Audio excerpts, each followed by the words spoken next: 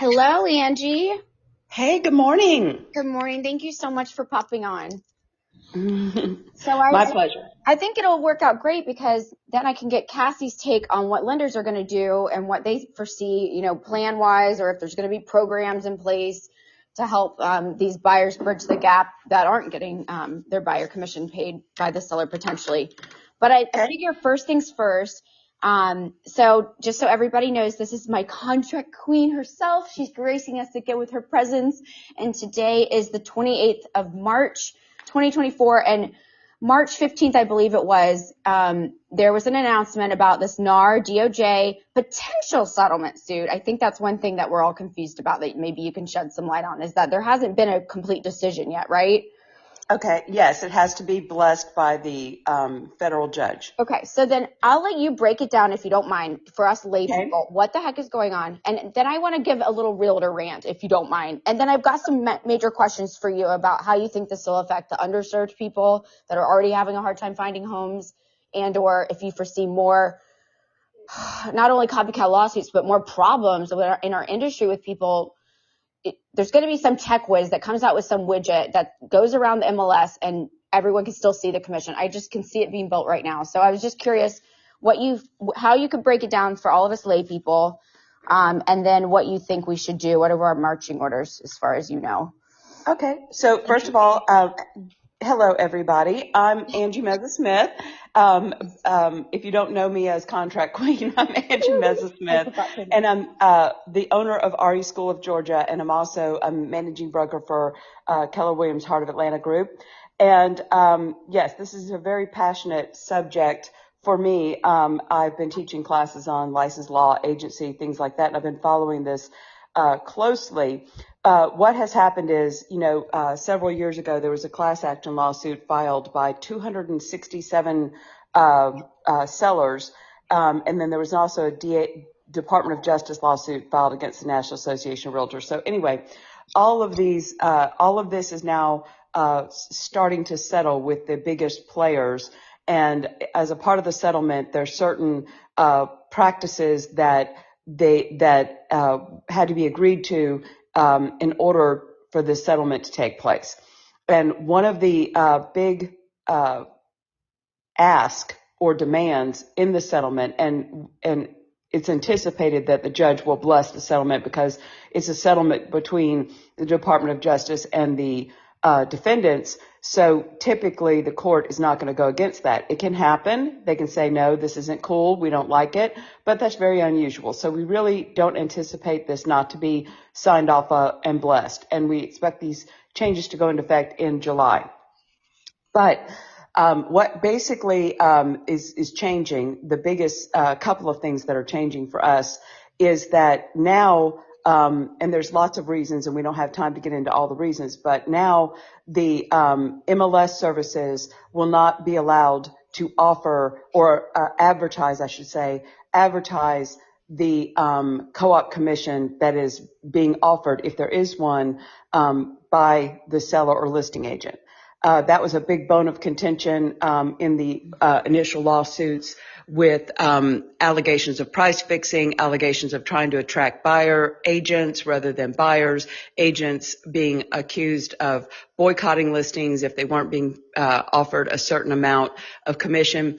So as a result of all those allegations and what have you, that's where we're at today. Is the MLS services will no longer have that as a field where, if Amber, for example, has a listing, and if her seller, which is not required, but if the seller has actually consented to allow a portion of the gross commission to be paid to a buyer broker, that Amber will not be allowed to advertise that in the multiple listing service.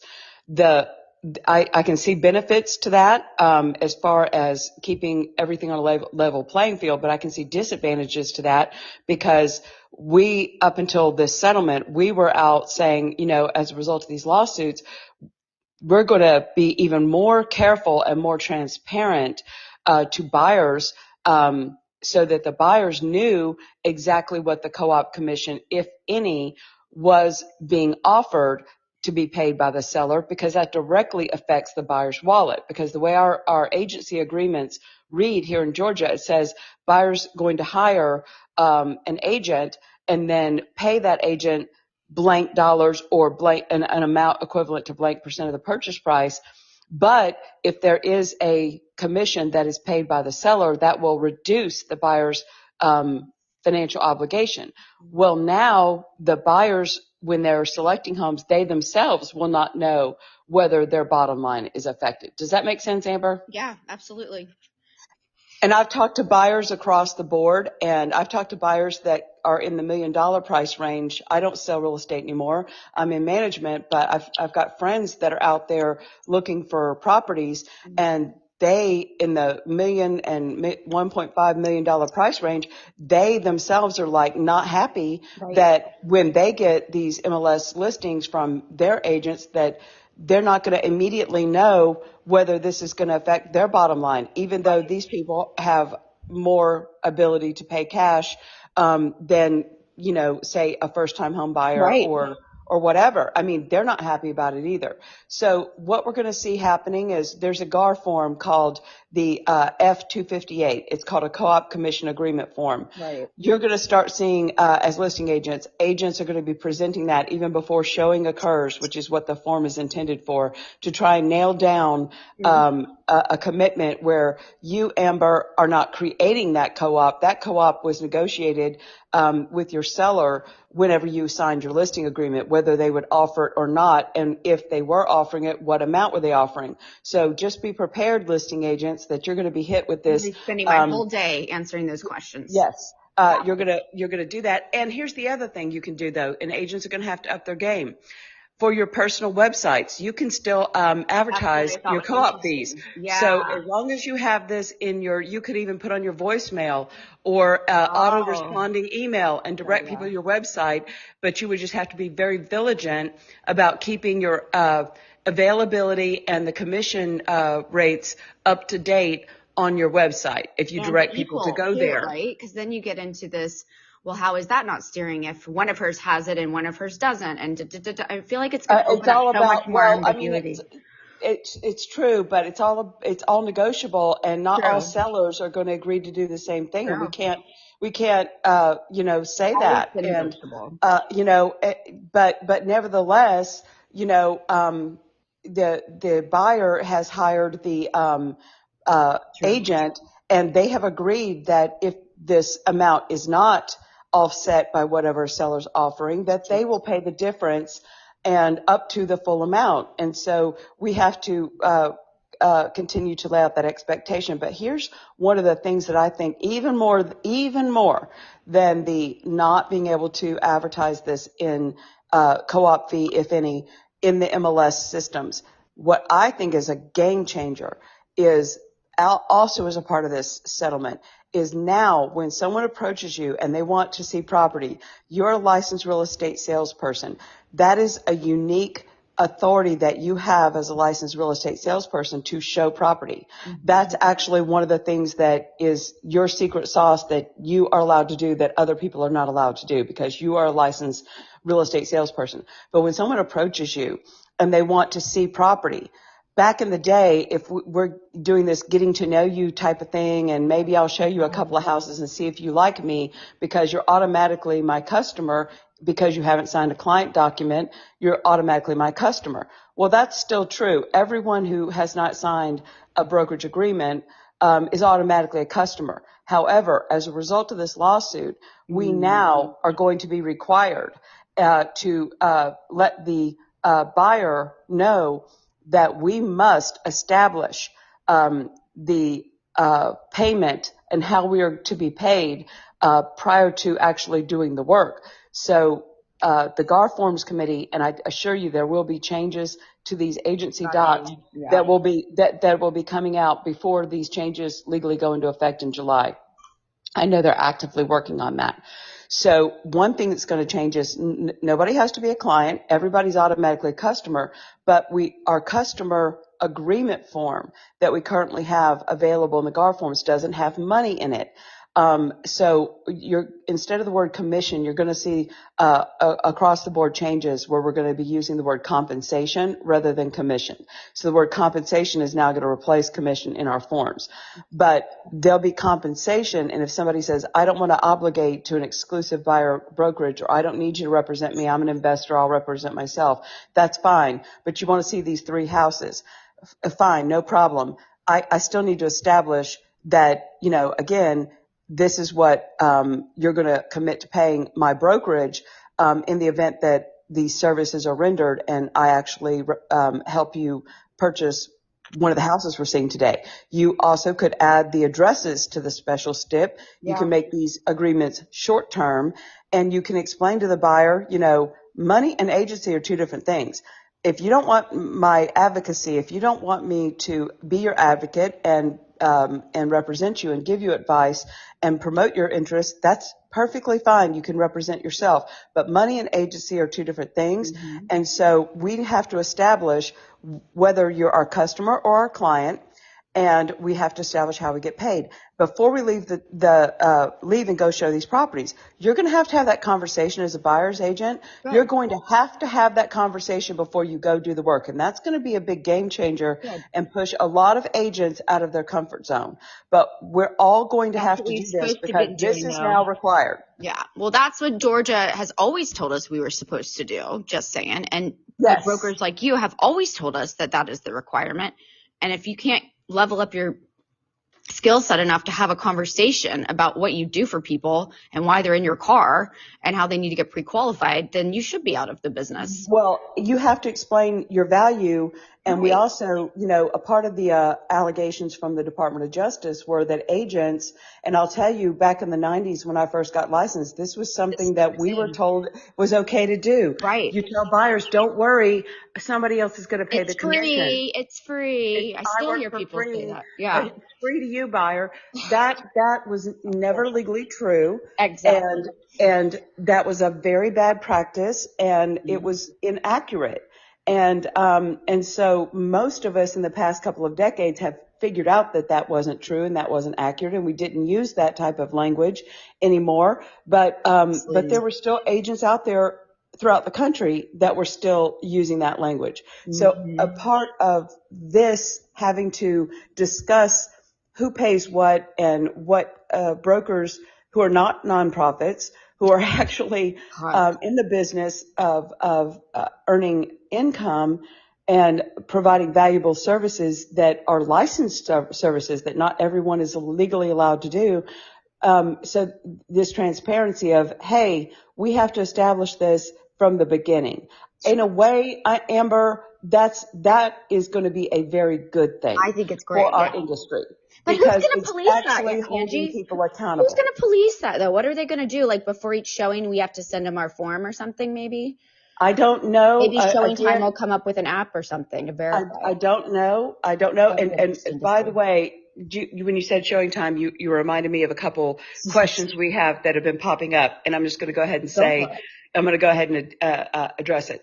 Agents have asked, can we put the co-op commission when an agent schedules an appointment? Can we put the co-op commission that's being offered in Showing Time when we accept their appointment? The answer is no, because that's using the MLS to advertise. Got it.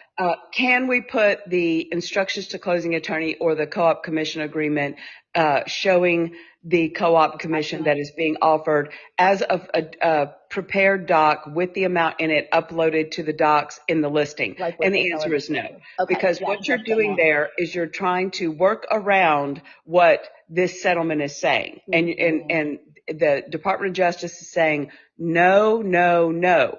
And you as an agent cannot figure out a way to work around to do yes, yes, yes. We'll probably That's not going to work.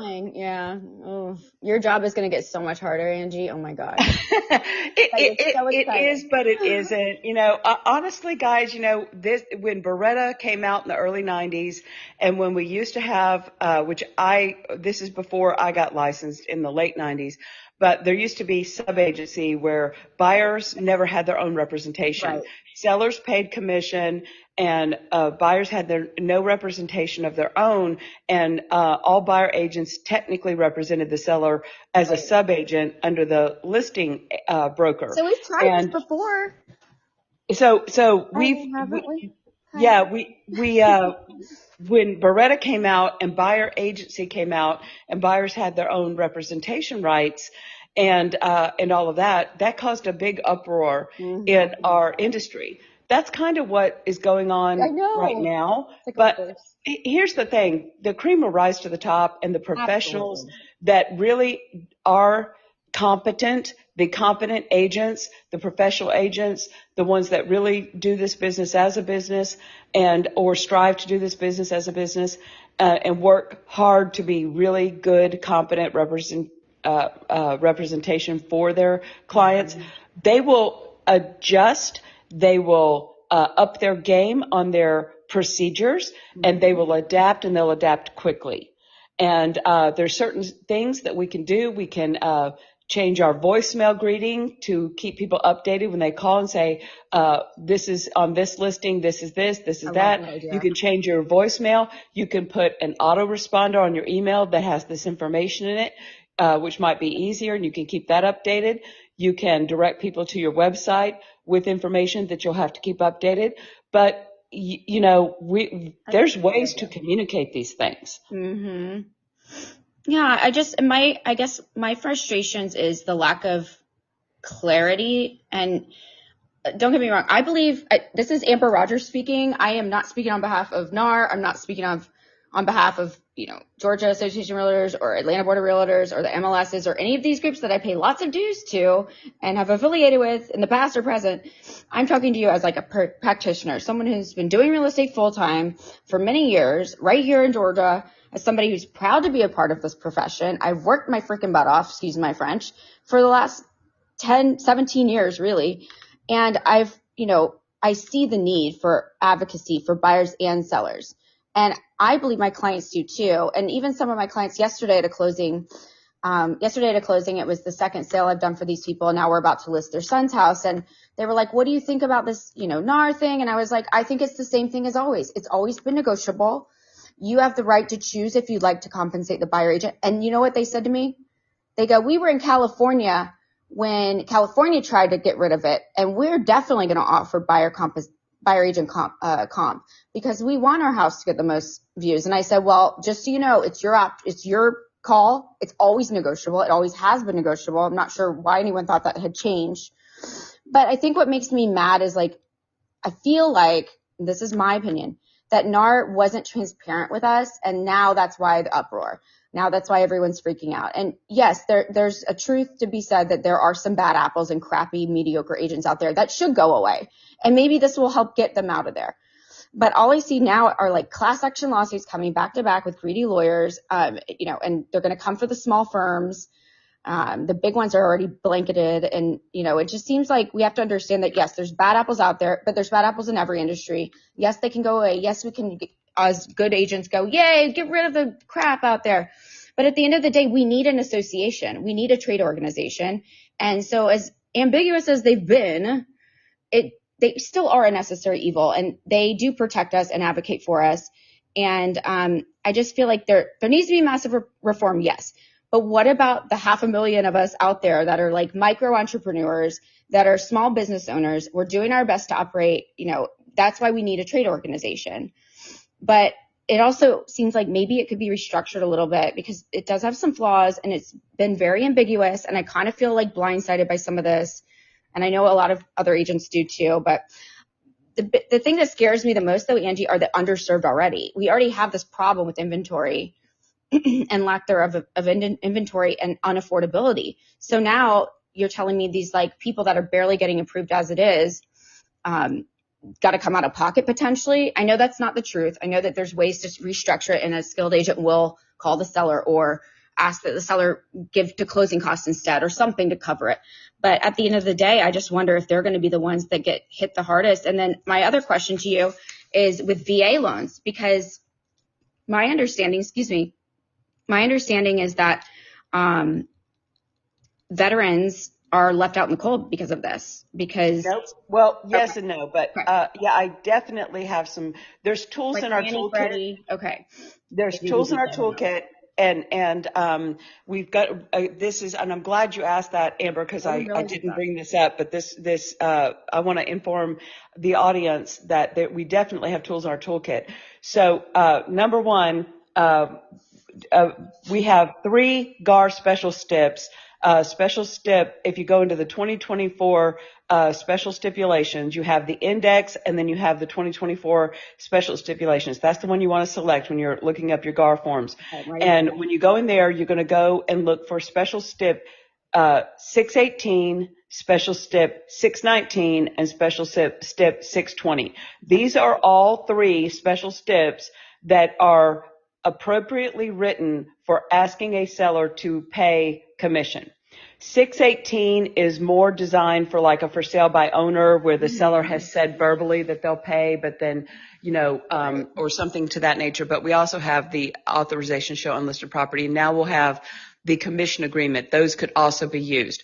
Okay. But 619 is specifically for VA buyers. Right. And it says, seller, I am a VA buyer. You're obviously, if you sign this document, you're agreeing to my VA financing because I have a VA financing contingency exhibit attached, but I'm not allowed to pay buyer brokerage commission. So if you're in the event that a seller is not offering to pay the commission, right, you have special stip 619. That is so wonderful to hear. Okay. For other buyers that are not VA, in the instance, and again, this is something that we don't make these decisions ourselves as agents. We discuss these options with buyers, just like when we're putting together any offer where we're going to discuss with the buyer, would you like to ask, what price would you like to offer? Would you like to ask for closing cost, etc.? Special stip 620 is very, very similar to special stip 619, but special stip 620 is for any other type of buyer other than a VA who is asking the seller to cover the commission. What basically those special steps are saying to the seller is, at the end of the day, seller, I'm the buyer, I'm paying the purchase price. I'm just asking for you to allow me to finance in the commission obligation that I have, and it will show as a debit from your proceeds. Basically, you're allowing me to finance this in, because if you don't allow me to finance it in because you didn't offer it as a part of your listing, if you don't allow me to finance it in, that means I have to come up with that additional cash to close. And that's for those underserved buyers you mentioned, or first-time buyers, or buyers that are not flush with a lot of cash, which a lot of buyers aren't. Yeah. That could literally eliminate that buyer's ability to buy if they don't have that additional cash to close. And if, in essence, the seller agreeing to allow the buyer brokerage commission to be paid as a part of the purchase price, is in essence allowing it to be financed in. So hopefully we'll have listing agents out there that are explaining this concept to sellers, that we're not trying to attract agents. We're trying to attract buyers, and we can't interfere with a buyer's ability to have their own representation, and those brokers don't work for free. We're trying to attract as many buyers as we can, and to make it easier for the buyer to actually be able to buy, we definitely want to allow them, or I would encourage people to allow the buyers to finance that commission in. We've got to ask Cassie about all that. Mm-hmm. And here's the other thing, and Cassie can speak to this when you talk to her, but my understanding from the attorneys I've talked to is that if it's financed in and paid by the seller as commission, that does not actually go against the maximum allowance that a seller is allowed to give a buyer per loan guidelines. For example, dumb it down for us a little. Right. The buyer is allowed to receive a certain amount of concessions from a seller.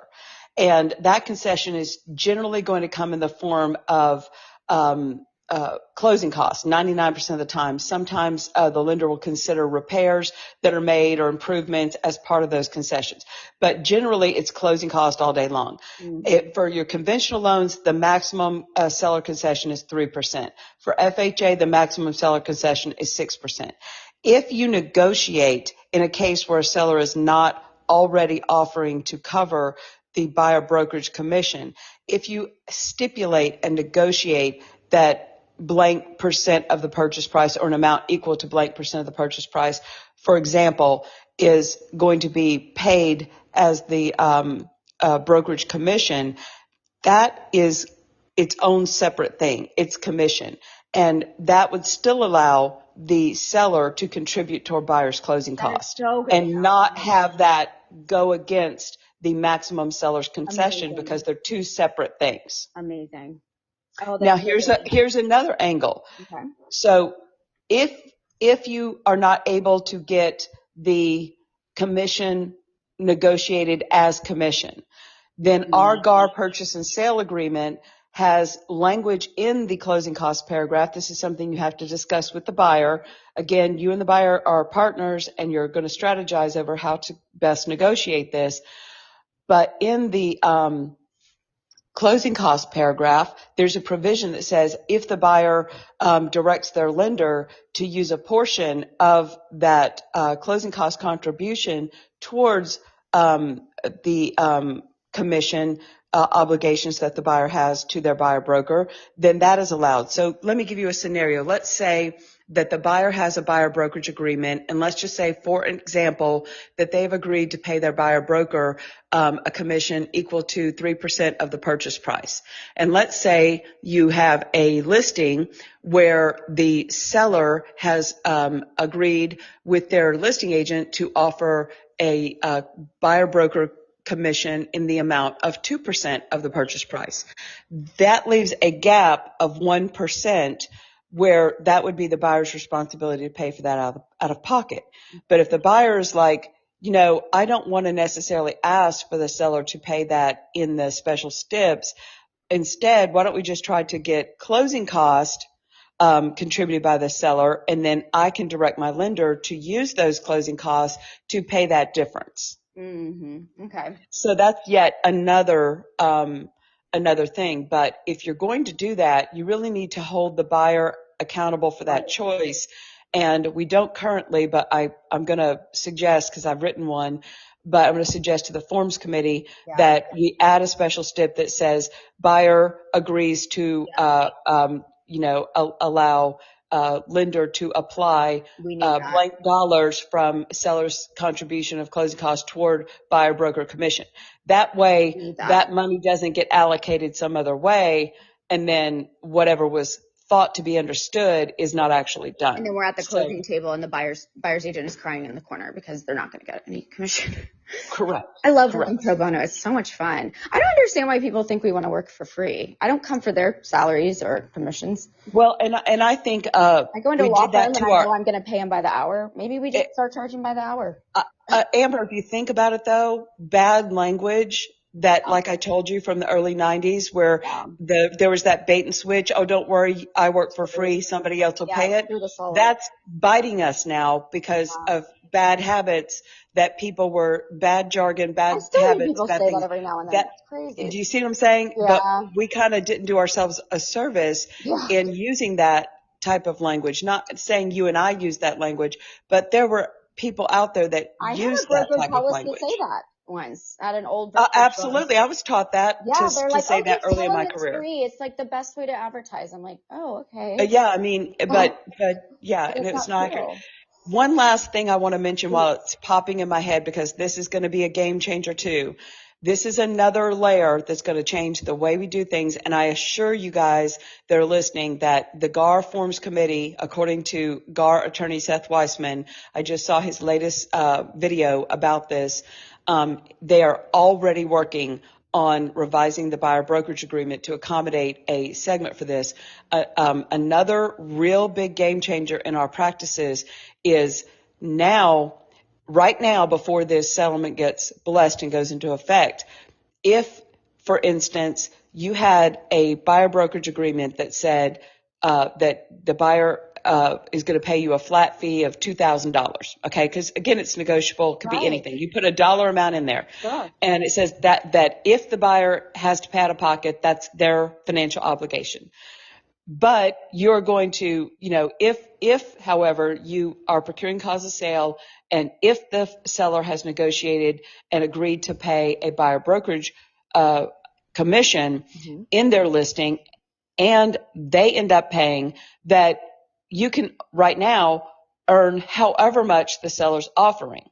And that amount could certainly exceed whatever's in your buyer brokerage blank. Okay, no problem. The only time it would ever become an issue for the buyer is if the amount in the buyer brokerage agreement were higher than the amount that the seller was offering to pay. Then there'd be a gap, and the buyer would have to be responsible for that. Do you foresee them changing the form then? They're going to change the form, and let me tell you why. Because here's the new requirement, and a lot of people don't know about this. Not only do you have to, in your buyer brokerage agreement, agree to what the buyer will have to pay out of pocket if they end up having to pay the commission themselves. Any amount that the seller agrees to pay will offset that amount. However, the buyer will also now have to agree as to how much the maximum amount is that you are allowed to receive from the seller, and agree. Because the way that the part of the settlement was, we can't go out there and have a buyer that thinks we're working for 2% of the purchase price, and that's within their buyer brokerage, and then go out there and get paid 3.5% of the purchase price, and the buyer be clueless on that until they see it on the settlement statement. They'll bamboozled, and then we get another lawsuit. Yeah. Well, exactly. It's just all about transparency. And also, agents have said, what about bonuses? That's not the same as commission. I'm like, in the eyes of the law, commission is commission is commission. Right. And I don't care what you rename it, it's commission. And those of you who are trying to tack on your transaction coordinator fees and all that, stop doing that. It's commission, it's commission, it's commission. Yeah. Whatever the broker does once that commission is paid to them, and how they allocate that internally, with the split with their agent and the payment of admin fees is their business.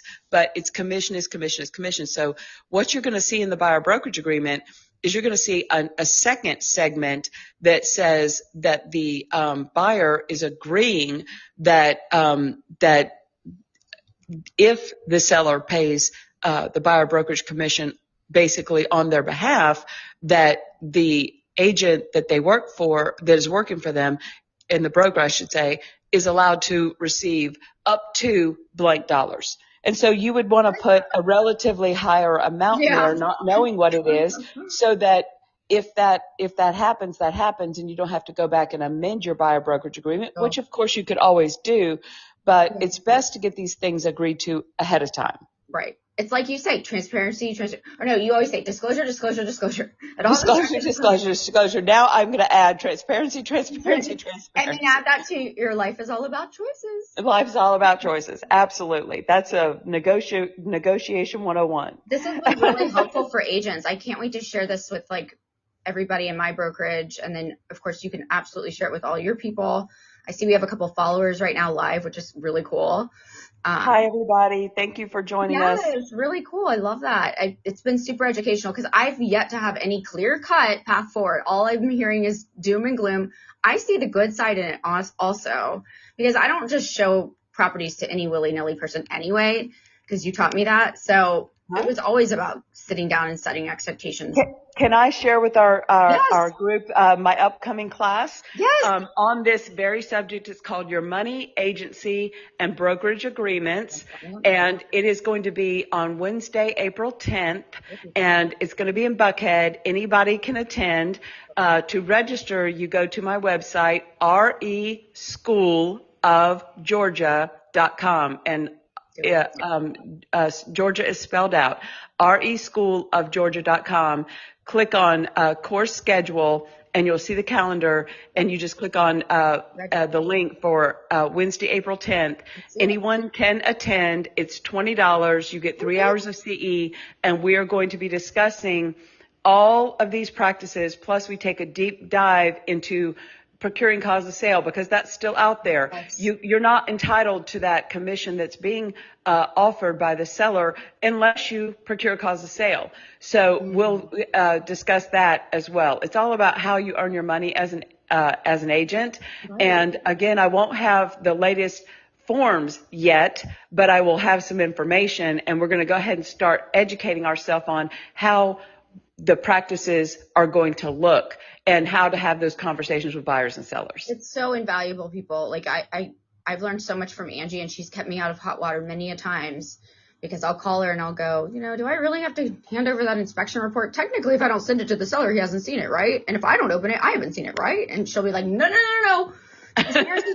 Disclosure. Yes, you have seen. You might as well have seen it, because when it hits your inbox, it's deemed delivered, and it's deemed delivered to your client as well. So you guys better look for it, because if you end up in that lawsuit, you will be responsible for the content, even if you didn't open it. Dear God. Well, I just registered for both of yours. I'm excited. So there's one on April 24th as well, and April 30th. That's advanced contracts. That's not the same subject. That's a great class. That's all negotiations 101, advanced contract strategies. But and one of those is in Marietta, and one of those is Marietta's on the 30th, and the 24th is going to be on the 24th is going to be on in Cartersville. But Buckhead is the one on agency, and that's on the 10th. Yeah, so I see 3 here that are coming up. So we've got one on April 10th in Buckhead. We've got one on April 24th in Cartersville, and then one on April 30th in Marietta. But the one that's going to really showcase this stuff is going to be the upcoming one, right? So that's in like 2 weeks. Yes. And remember, guys, reschoolofgeorgia.com, and then go to course schedule. Yes, it's very easy. Actually, I'm on here now. So for $60, you can up your game. Now, those classes are not offered to everybody via Zoom, so they're in person. That's so better. Be careful about the location, and make sure you can actually make that location. So I registered for your last one, and then I couldn't come. I was so bummed. I'm like, I want to go so badly. Anyway. So, so it's been great joining you guys. Thank you so much, Angie. Have a great day. Everyone have a good one. Thank you, dear. Have a good trip. Okay. Bye. Bye-bye.